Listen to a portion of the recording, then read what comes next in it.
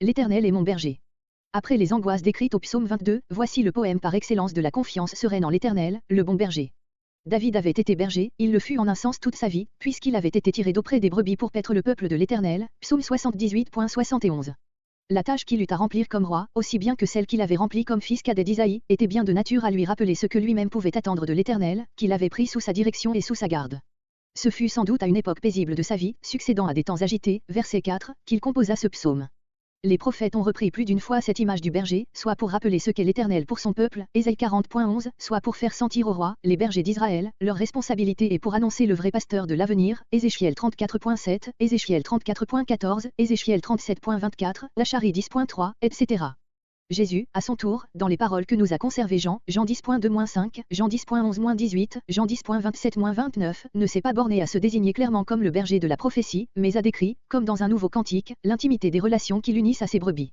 Une première strophe célèbre le repos et l'abondance dont jouit celui qui a l'Éternel pour berger, versets 1 à 3. La suivante parle de sa sécurité dans le danger, versets 4 et 5.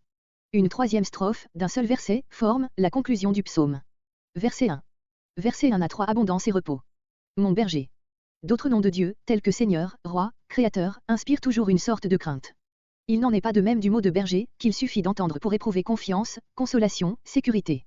Mais, pour bien comprendre cette image, il faut observer ce qu'est une brebis. Elle ne vit que grâce à la protection et à la sollicitude de son berger. Dès qu'il lui manque, elle est entourée de dangers et menacée de périr. Elle n'est qu'un pauvre petit animal, dépourvu d'armes pour se défendre et d'intelligence pour retrouver sa voie. Il est une chose pourtant qu'elle sait faire, se tenir près de son berger et compter sur sa force et sa fidélité. Tant qu'il est près d'elle, elle le suit, sans s'inquiéter de rien et sans redouter personne, elle reste paisible et joyeuse, car il ne lui manque rien. Luther. Verset 2. Des parcs, c'est l'abri que trouve la brebis pour y passer la nuit. Dès le matin la brebis sait qu'elle ne manquera de rien. Tout autour de son parc, elle broute une herbe abondante. Le long des eaux tranquilles. Au moment de la chaleur de midi, le berger trouve pour son troupeau un endroit ombragé au bord d'un courant d'eau. Verset 3. Il restaure, littéralement, il fait revenir mon âme. Sentiers unis, littéralement, sentier de justice, le mot de justice, en hébreu, signifiant ce qui est droit.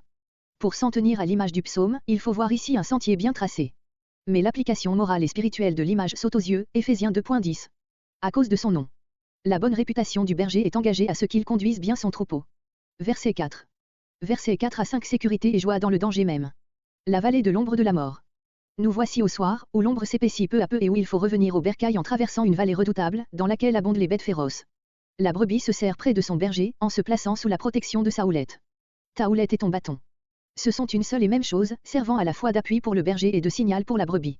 Ainsi la verge de Moïse rappelait à Israël toute la puissance de Dieu, Exode 17.5, Exode 17.9, et la croix est pour le chrétien le symbole de la victoire de Christ. Verset 5.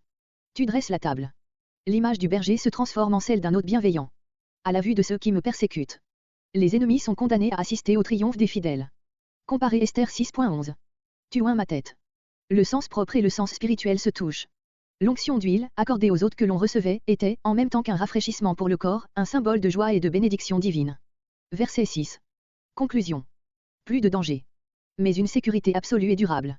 La félicité du fidèle, déjà grande au début de sa carrière, verset 1, est arrivée à son comble. Il n'y aura que, Hébreux, seuls les biens et la miséricorde me poursuivront. Autrefois les ennemis poursuivaient le fidèle. Ils sont remplacés par les biens et les gratuités. La maison de l'Éternel. Peut-être David pense-t-il ici au privilège qui lui est accordé d'habiter, après toutes les agitations de sa vie, dans la proximité de l'arche de l'Éternel, établie en Sion, psaume 15.1, psaume 27.4. C'est là une belle image de la sécurité et des joies que les fidèles trouveront pour l'éternité dans les demeures que le Sauveur leur prépare, Jean 14.2.